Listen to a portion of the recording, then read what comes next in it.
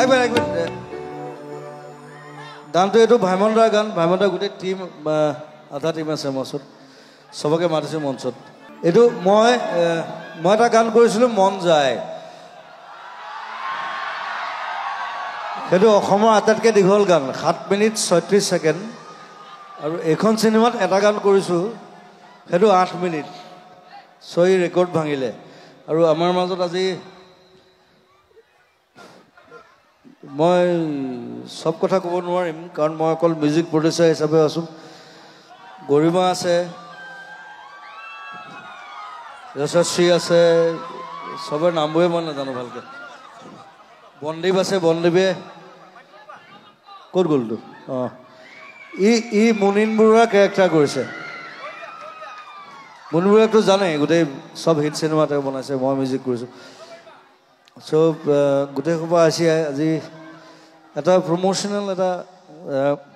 গানটো এটাই গান চিনেমাখনত চ' বাকীখিনি কোনে ক'ব তই কবি অঁ তই কি কেৰেক্টাৰ কৈছ ই ৰিজু কৈছে ৰিজুক ইমান ফটকৈ চিনি নাপাব মানে মুনিন বৰুৱা পুতেকৰ কেৰেক্টাৰটো ই কৈছে ই আঁত ধৰিম বুলি কৈছে আজি তই কি কৈছ হা ভেকত এইটো ক'লে বৰ দিগদাৰ চিনেমাখন চালে মানে মুনিন বৰুৱাৰ লাইফষ্টাইলটো তেওঁ গোটেই জীৱনটো তেতিয়া সব বেলেগ বেলেগ কেৰেক্টাৰ সবে পাব তাত যতীন বৰুৱা আছে ৰবি শৰ্মা আছে বেলেগ বেলেগ মই খালি সবে বেলেগে কৰিছে জুবিন গাৰ্গো আছে কিন্তু মই তাত এক্টিং কৰা নাই মোৰ এক্টিংটো বেলেগে কৰিছে কাৰণ বায়'পিক চিনেমাত আমি নিজে এক্টিং কৰিব নোৱাৰোঁ বেলেগে কৰে সদায় মই অকল মিউজিকটো প্ৰডিউচ কৰিছোঁ আৰু আমাৰ শ্যামন্তক আছে এই ক'ত গ'লি এই অসমৰ মানে বহুত বছৰৰ পিছত প্ৰথম বায়'পিক মোৰ একেলগৰ আমি কাঞ্চনজংঘা কৰিছিলোঁ আমি ৰৈ বিনালে কৰিছোঁ আৰু চিনেমা কৰিম এইখনত মই মিউজিক প্ৰডিউচাৰ হিচাপে আছোঁ তাৰ লগত শ্যামন্তক বেংগলোৰ থাকে ডাঙৰ কোম্পানী আছে চ' অসমীয়া ইণ্ডাষ্ট্ৰীৰ কাৰণে কাম কৰি আছে এটা হাত চাপৰি শ্যামন্তকৰ কাৰণে যোৰহাটৰ আমাৰ একেলগৰ আমি চ' আমি একেলগে কাম কৰি আছোঁ চ' থেংক ইউ ভেৰি মাছ মই মাইক্ৰফোনটো আগবঢ়াই দিছোঁ ইয়াক এইবিলাক কথা ক'ব পাৰে চাওঁচোন কি কথা কওঁ ধন্যবাদ দাদা সকলোলৈকে ৰঙালী বিহুৰ শুভেচ্ছা জনাইছোঁ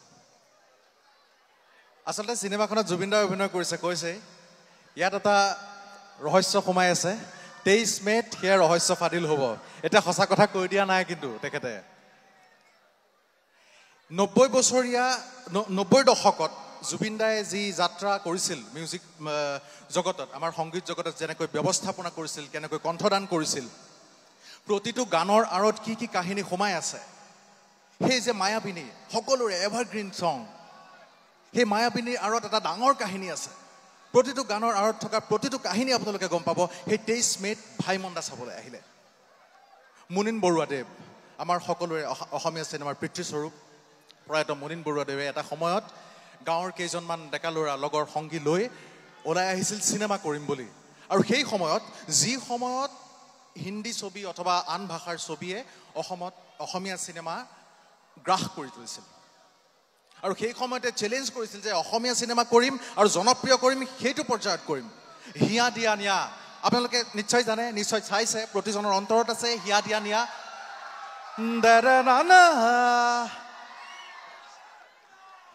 গতিকে হিয়া দিয়া নিয়াৰ জৰিয়তে বহুত কেইখন চিনেমা কৰিলে অসমত জনপ্ৰিয় গ'ল তাৰপিছতো বহুত কেইখন চিনেমা কৰিলে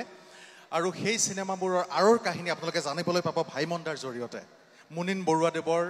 আন এটি নাম ভাইমন্দা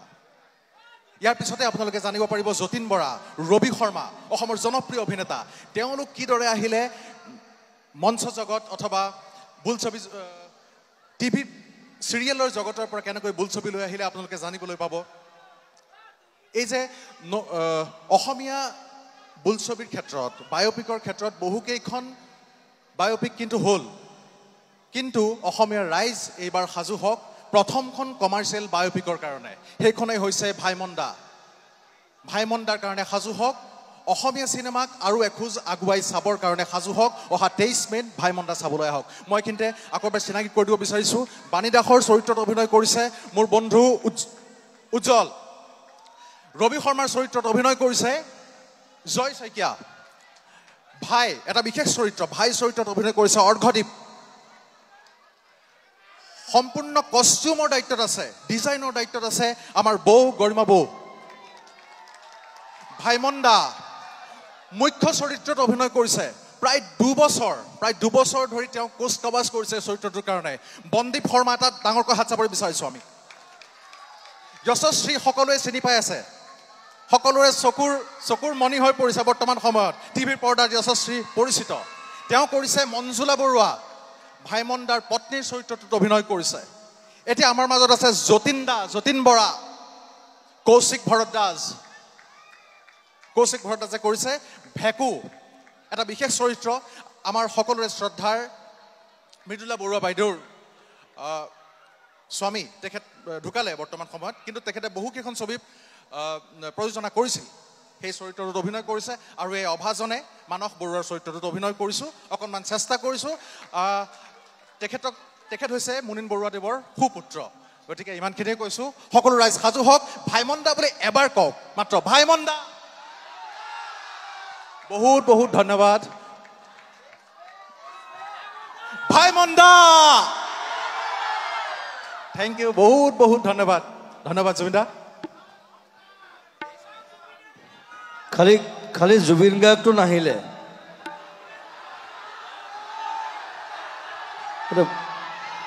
সেইটো এটা চাবলগীয়া বিষয় হ'ব যে জুবিন গাৰ্গটো কোনে কৰিছে নতুন ল'ৰা এটা তাক মই 5 দিন ষ্টুডিঅ'ত ৰাখি ল'লোঁ মই বোলো তই মোক চা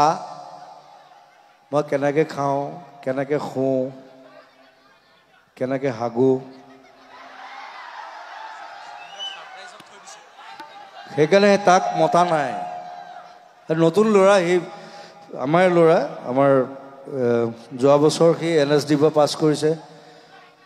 খুব সুন্দৰ এক্টিং কৰে চ' সি মোৰ লগত থাকি ল'লে 5 দিন মই বোলো চা মই 20 বছৰ চোফাত শুইছোঁ